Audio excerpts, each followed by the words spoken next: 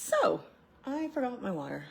Anyway, I wanted to come on because I was thinking, and I turned on Eckhart Tolle, which I haven't for a while. Been busy creatively visualizing the future.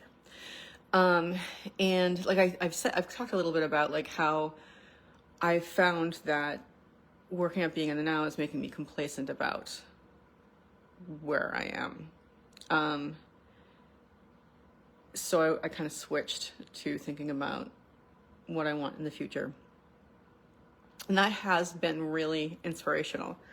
But, anyway, I turned it on today, and the thing that came on, because it's like in the middle somewhere, I was like, listen, I'm going to turn it off and then listen, So where it was this place that it was talking about impermanence. And the whole idea that this too shall pass. So when we realize everything is impermanent, we're not attached to anything and therefore can actually enjoy life more. And I think one of the things that I realized several weeks ago, which was really cool, is like I've been listening to this stuff so much and getting it into my head so much that it's just how I think about the world. So there are occasionally moments where I'm like, that didn't hurt as much because this is how I think about it. I don't know. Moments where like I know that things are impermanent, I guess is pretty much what I'm talking about, and am able to deal with things better. So what is there anything else I wanted to say about impermanence? It's just,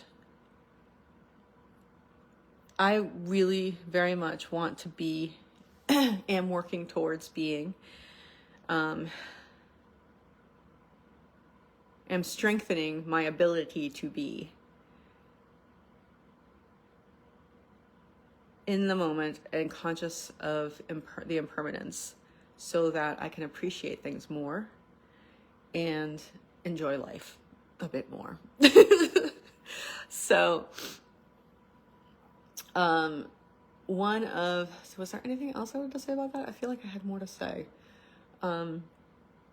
This too shall pass. The other thing that he was talking about is inner space or space consciousness, which I think are two different things, but I'm still working on understanding things. So the idea is that when you're conscious, like, so the littlest things, the littlest things are the ones that bring the most joy, not because of the beauty or whatever it is of the thing, but because it's the only thing occupying our attention, and that leaves a lot of space, because normally we're thinking about whatever it is we're thinking about, we're feeling whatever it is we're feeling. But if we're distracted, and this is something Michael Singer talks about as well, because it's just truth, if we're distracted by the beauty of something or whatever, there's a peace around it. There's space, which I think is very interesting. I had so much more to say. I understood it so much better a minute ago before I tried to explain it. Dang. Maybe I'll write it down next time. But I thought that was really cool in light of what I was sort of talking about last night, which is about being a little intimidated about reaching out to influential people in Boston to tell them about the Be-In and to ask them if they would lend support by spreading the word. And how there really isn't a reason to be intimidated, because even though I feel I compare myself And I feel often I have the feeling of being less than or embarrassed because I'm afraid of their judgment. But really, it's my own that I am afraid of.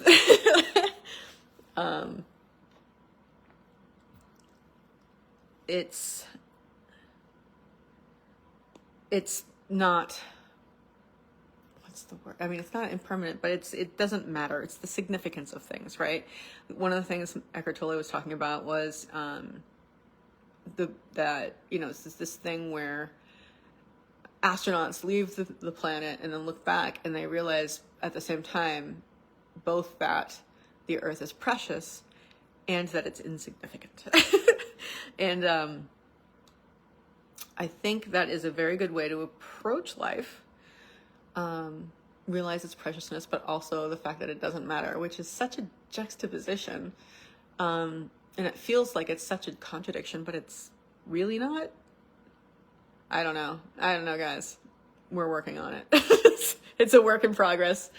But I was also feeling very hyper yesterday and very, I find that, when I get nervous, this is true of a lot of people, right? I get a lot of kind of frenetic energy and I start speaking quickly. And it's also a factor of, I don't know, it's oh God, come on, word. You're right there. The word's right here. It's like right here. It is a something sign. We'll just go with sign. Maybe the word will come later. It's a sign of lower self-esteem because the idea there is that one speaks quickly because one doesn't want to take up the time or the space, because one does not feel worthy of that time or space.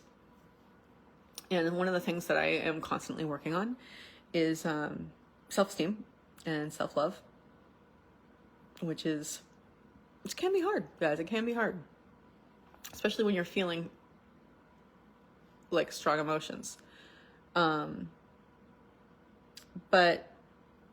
I am using these concepts from what I'm listening to from Eckhart Tolle and applying it to the idea of, okay, obviously, it's, people often say this too shall pass, right? But are they really listening? Are they really thinking that, hey, Kelly, hi? Are they really listening to that? Do they really I feel like it's said so often that people don't take it in. And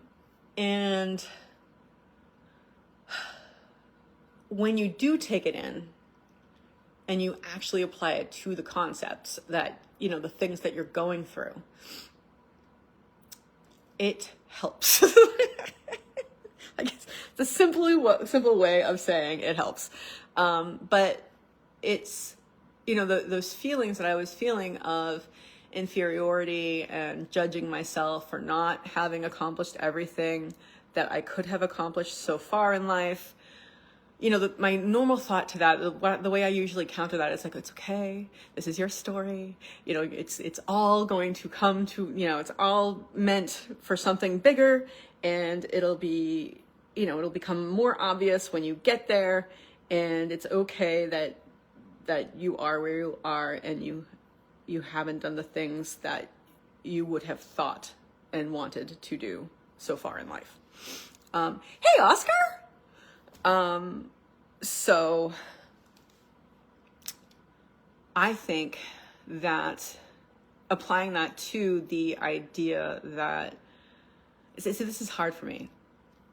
And hence this is why I'm talking about it, because this is the strong feeling that I was kind of talking about before, where it's hard to be like, okay, I know this, but the feeling that I'm having is so strong that I don't feel like I can do that, or I don't feel like often for me, and I know for other people, often it's like, I don't deserve that. I don't, I don't deserve to take up the space in life, which is such a sad thing. But, I don't deserve to feel better. I don't deserve, I only deserve to punish myself, that sort of thing. And when you have thought patterns, that and emotional patterns that are so strong, it is really, really hard to let those go and stay apart from them and just watch them. And it's funny because the group that I'm involved with very much so, would say, don't say that's hard. That just makes it hard. And, there is a lot of truth to that, right? Like how we frame things completely changes how we experience life. That is 100% true. But I know that there's also like, okay, that's reality. Let's talk about the reality of the situation. I can say it's easy to separate myself from these emotions, from these thoughts. I can say that, and I can keep saying it, but the fact is it's not. So I'm just going to talk about how I'm getting to the point of it not being so hard. So when I'm feeling that way, you can feel it physically, and I focus on the physical feelings in my body because there's not really a lot I can do about the emotional feelings. But if you take the time to check in, you will notice that there are always physical things that happen to your body that, in response to an emotion or a thought. It's all together, guys. It's all one thing. It's hard to tease it apart, but,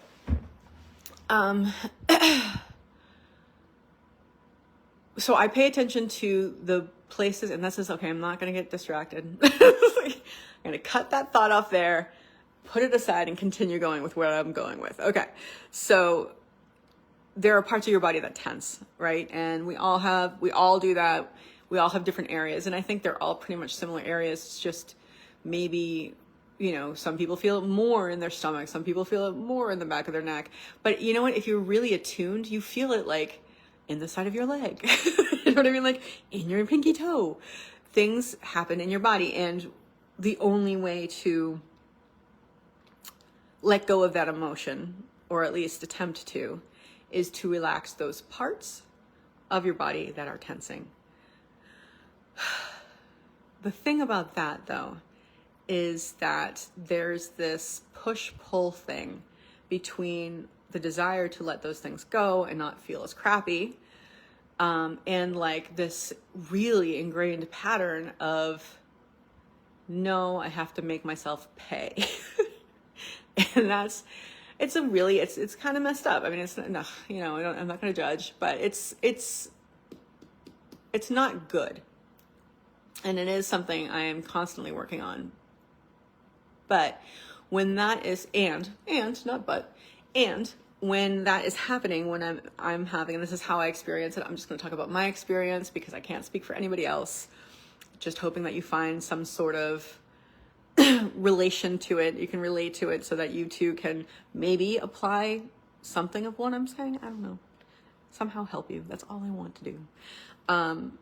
When it happens to me, I get a lot in my stomach, and I can feel my whole body clench and hunch over.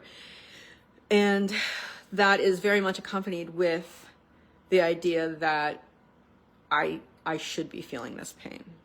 And that's the hard thing that I have to relax. It's hard to relax that. And it's a continuous thing. Like I can't relax it and then it's relaxed. It's like I have to be vigilant about nope. And then you have to start talking to yourself, right? Or I have to start talking to myself. Like, you're actually a good person. You're not whatever the thought is. You know what I mean? There's plenty of negative thoughts that I and other people have about themselves and myself. And for me, to address this is to continuously work at loosening those parts, relaxing those parts of the body, but also in my head, acknowledge that this is a pattern. And no matter how much I feel that this is the truth, it's not, because it's a pattern that's just deeply ingrained from childhood. And the good thing about that moment is it's giving me the opportunity to lessen that pattern, to construct a new pattern, and to let the old one go. So I think, Oscar, thank you. I'll see you soon, or talk to you soon at least. Okay, bye. So I think that it is possible, but it starts off being harder, but as you do it, it gets easier because the pattern is loosening and you realize things. But if you can, I find it very useful in my head to just be like, that's just a pattern. That is just a pattern. I am not my thoughts. I am not my feelings. That is just a pattern. It's a pattern. And even though I feel like I'm identifying with it, even though I feel like it is part of my identity and I don't have a lot of space from it, that is not true. And I can let it go, and I and then I am a good person, and all the good self-esteem stuff that you really need to tell yourself. But I really want to talk more about distancing oneself from these emotions. If you look at it as a way to, every time, like, okay, you know what? This is really hard. However, this is how I think of it. And again, I always say you guys, but I actually mean me. So I want to just speak for myself and know that you guys have different experiences. Excuse me. Whenever I interrupt myself, I forget what I was saying. When I sit there and I know that, I'm just going back over what we were just talking about, that this is a pattern and it's hard not to succumb to it, but I know that it is just a pattern and I'm not my thoughts and my feelings, and there's self-esteem stuff, but I don't want to talk about the self-esteem stuff right now, because I do it other places, but right now I want to talk about distancing myself from emotions, and it is hard. I don't remember what the next thing is that I was going to say, but I think I'm repeating myself here, but looking at it as an opportunity to loosen yourself. And it's also, and I don't know what you guys believe, I'm into the universe, and whatever your thing is, but see, I interrupted myself. It's about the soul. We are our souls. We don't have a soul. Our soul is our consciousness, our light. It's us, right? It's not our brain. It's not our thoughts. It's not our feelings. It's the consciousness that is aware of them. And your soul comes into the world, and you've got, I'm not quite sure why this happens, but there are things your soul needs to work through. And I could go into a lot of stuff here. I'm not going to. Cut that off, put it aside. But it's also an opportunity, if you look at it this way, if this is how you feel about spirituality and yourself and how the universe works, it is an opportunity to evolve your soul. And that is worth it.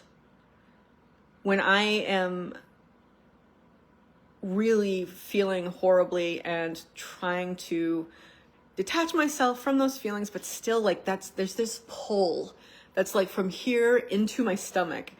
That's just like, it's hard to resist. It's like, you have to pull away from it. You have to, because that feeling is so strong and you're so used to identifying with it I'm so used to identifying with it. And I mean, I've been at this for a while now, and it's still this way. It takes a while. It takes a while, guys. It takes a while. But you got to keep at it. And as you keep at it, you will notice differences. And I have very much so. So when I'm thinking this is just a pattern, the thoughts that I'm having aren't true. The feelings that I'm having aren't real. I mean, they're not true. They're real, but they're in a reaction to something that is not true. There are moments where it's so seductive to just give into that and do the thing that you're used to doing. You know what I mean? It feels like shit, but it's familiar. You know what I mean? Like, but you know it's there. You know how to do it. And you're used to doing it, right? So when that pull becomes really strong, the thing that helps me through it is thinking, this is for the evolution of my soul. I can do this because I'm evolving my soul. And that is really useful. So I titled this one Impermanence and what was it? Space or something? Time? No. Anyway, I hope that was useful for anybody out there. Or just mildly entertaining. I'm going to wrap it all up because I've got some work to do, and just say that I am grateful for Eckhart Tolle and the people in my life who have supported me. I'm grateful for my tarot deck. I'm looking at my tarot deck right now, and it's pretty cool because it helps me with a lot of insight. Not because it's magic, but because it helps with insight and gives you good ideas. But that's another thought for another time. I'm very grateful. Kelly, actually, I'm looking directly at the tree that you gave me right now, and it's so pretty, and I'm so grateful for that tree. And that's it. Well, not it. I'm grateful for a lot of other things, but I just wanted to bring a few up so that you too can realize that you can always choose to have a great full day.